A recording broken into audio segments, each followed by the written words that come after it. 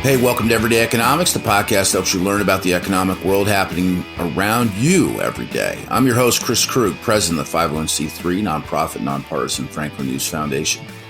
Everyday Economics is a production of America's Talking Network. You can subscribe to all of our podcasts at americastalking.com. To support Everyday Economics, please make your tax-deductible charitable contribution by clicking the link in the show description. We are recording this episode on Monday, December 11th, 2023. And joining me as always, my partner, my dear friend, and the winner of the inaugural America's Talking Network Benjamin Franklin Award for Outstanding Contributions, Dr. Orphe Divounguy, PhD economist. Dr. O, we got a lot of things to cover today. I had a terrific weekend, here in suburban Chicago. And intermittently, I got text messages from you that made my weekend even better because you were enlightening me. I love the stuff that you send my way to read. And because it's like you're my Sherpa in all things economics. There were a couple of headlines. There are a couple of headlines that I really thought were very interesting from the stuff that you'd sent my way. And the foremost among them was a story that I believe it was like you crafted together at LinkedIn with other research about the market underestimating the Fed's, and I'm talking about the Federal Reserve, just to be clear for all listeners, the Federal Reserve's commitment to 2% inflation. So could you expound upon that? I mean, this is an understanding in my view, that the Federal Reserve is always aiming for 2% inflation. We haven't had 2% inflation since, I'm not sure what year it would be at this point, several. Well, it's funny you say that. We haven't had 2% inflation forever. The Fed was undershooting for a long time and couldn't get to 2%. And then the pandemic happens and then we overshoot. We go way above 2%. And now we're trying to get to 2% from above.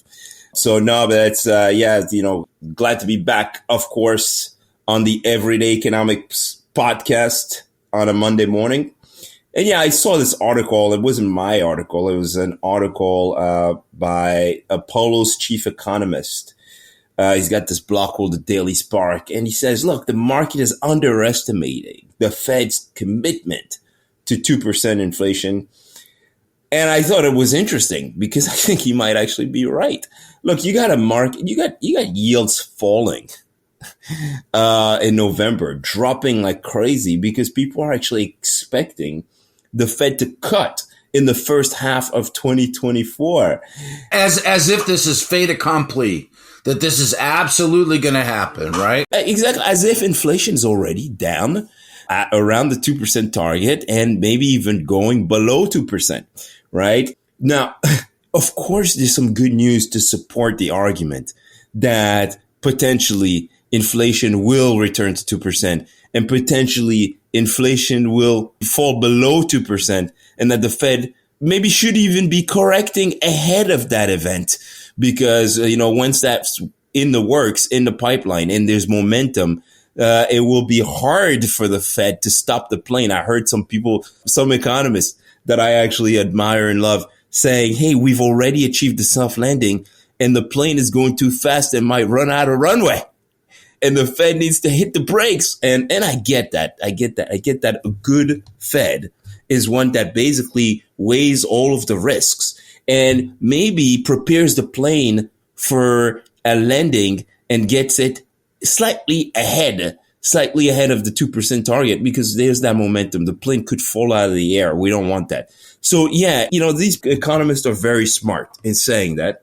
But maybe the market's just kind of like overdone this a little bit, right? And the reason I say the market could have overdone this a little bit is, look, inflation's still kind of high. And even if you look at inflation expectations were at around 4.5% last month, according to the University of Michigan surveys of consumers. And then it's fallen down to about 3.1%. And so even there, it's still kind of high, right? You look at, I think it was the PCE last month, still running slightly above the core PCE, running slightly above.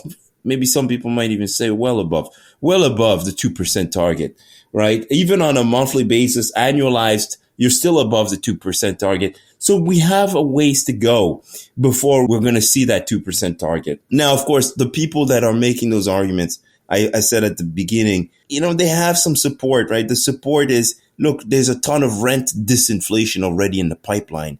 We know market rent growth has slowed, has normalized. I've written about this. Can I pause you there and just ask this question? So let's say that I signed a 1-year lease last June, or this June of 2023. My lease comes up June of 2024. What do you think my lease is going to look like? Let's say then just to keep it simple, let's just say that my rent was $1,500 in 2023. What does my rent look like in 2024? Your opinion? Exactly. Well, it depends on which market you're in, right? In some markets, your rent's going to be at $1,500. Your rent's going to go up by maybe $40, maybe 40, $50, so around 3%. Right. And so in some markets, that's kind of the normal. Right. And that's what we saw before the pandemic. In other markets, you're getting massive concessions for you to stay. In some markets, there's been so much building, multifamily apartment building, single family landlords coming in because they believed most people were not going to be able to go out in the housing, in the for sale market. You got a big increase in supply, in rental supply. And in some markets, you gain concessions. In fact, we've written at Zillow about some of these concessions. In some markets, you get free parking. You get an extra free month rent. And so rent growth has slowed. And now the bargaining power is going to shift it towards the renter in an environment where you still have a lot of rentals coming online, a lot of units that are being built. And so we're seeing that's already in the pipeline. It's just not showing up in the CPI numbers yet, but it will, right? Yeah, right. But you're forecasting. So let me ask you this, because one of the other articles that you had sent my way, and the one that we just talked about was sort of like the inflation expectation to fall to 3.1%, lowest in the last 2 years. But the last of the three that you sent me that I want to talk about right here would be the Federal Open Market Committee and the preview and their logic of Fed rate cuts in the year to come. So we're not hopscotching too terribly much, but we're sort of trying to, with this particular podcast, we're trying to look forward as much as we possibly can, right? We're in that window of predictions. So what do you make of that story, first of all, if you want to just do a quick summary, and then what's your take? And then we'll put a close to it. Go ahead. Have at it. Yeah, I love this article, I got to say. I love this article because it supports the view that there's what the Fed should do and what the Fed is likely to do. And I've written about this as well. The Fed should definitely cut if inflation continues to go down. The Fed should definitely cut if inflation expectations continue to fall. Because the Fed should be forward-looking. The Fed should not be looking in the rearview mirror. And it has, unfortunately, by being what they called data dependent, it has waited for new data to come in and for the market to kind of lead the way instead of leading the market. It's not for the market to lead the Fed. It's for the Fed to get ahead out there and say, hey, we need inflation to come down. And this is what we're going to do to accomplish inflation at 2%. Why inflation expectations matter so much? Inflation expectations matter because, look, if you think prices are going to fall tomorrow or next month, what do? You wait and see. You wait. You don't spend. You wait until prices fall to go out and spend, right? And so in some way, the fact that inflation expectations are coming down is disinflationary because people are going to spend less. They're going to wait around for prices to come down in order to go out and spend. And so it becomes kind of the self-fulfilling thing, right? And so inflation expectations falling is a very positive thing if you're trying to get inflation down, if you're trying to get economic activity cool. But it means that it's already happening and that you got to get ahead of it, right? And so, yes, the fact that rent disinflation is already very, very much in the pipeline. The fact that the labor market is cooling and that you have, employment growth normalized. Employment growth is normalized. Before the pandemic, we were adding about 190,000 jobs a month. We're down to 199,000 jobs a month. We're almost there, right? There's maybe the only thing holding the Fed back, or that should be holding the Fed back right now, is yes, I said inflation expectations are still a tad bit high at 3.1%. They got to come down a little bit more.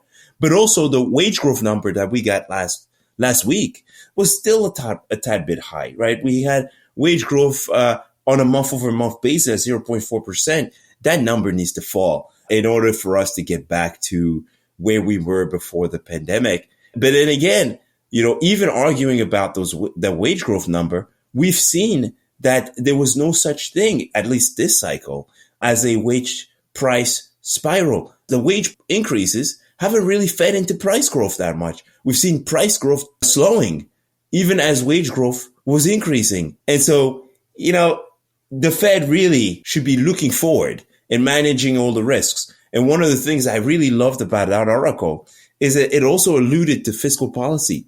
And it alluded to the fact that the Trump tax cuts, the corporate tax cuts, were about to expire. And if the Trump tax cuts expire, well, guess what? That is definitely a very much disinflationary event, right? And, corporations are going to have to make some moves, and of course, who owns these corporations? Shareholders. Shareholders are going to take a hit. And if shareholders take a hit, they'll spend less. And if they spend less, the economy will slow even more. And so, of course, the Trump tax cuts expiring this year is a very disinflationary event. And so, it's in Congress' best interest, of course, not to let them expire, but the Fed has to take that into account. And so if you add all of that together and you got a lot of disinflation already in the pipeline, then you should see a Fed cutting sometime in 2024, which is kind of what the experts are seeing and are forecasting. Whether the Fed's actually going to do it or not is another story, because like I said, this Fed has been data dependent. It's looked in the rear view mirror for guidance. It's waited and waited before acting. It's partly why we got into the mess we got into. We're waiting for inflation to reach some 6%, I think we were at, before it started talking about raising interest rates. And so that's it for me. I think that sums it up. We need a Fed that's forward looking. We need a Fed that's ready and willing to manage risks, and that's not just focused on the rear view mirror. All right. Appreciate it, Dr. O. For Orphe Divounguy, this has been Chris Krug. Subscribe to Everyday Economics and dozens of other quality podcasts at americastalking.com.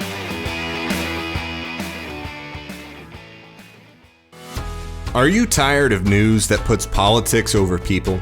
At the nonprofit Franklin News Foundation, we believe in putting people over politics by delivering nonpartisan news and audio content that serves you, the American taxpayer. With Franklin News Foundation, you can read fact-based, state-focused news for free at thecentersquare.com. You can listen to civil, balanced conversations between policy experts through our podcast network at americastalking.com. Or you can get in-depth news on K-12 education spending, curriculum, and school safety at chalkboardnews.com. It's all free through Franklin, where we put you, the American taxpayer, first in every story, episode, and conversation. And it's only possible through our supporters. Together, we can produce content that puts people over politics and brings Americans the news they deserve. Become a supporter today at franklinnews.org/donate. Once again, that's franklinnews.org/donate.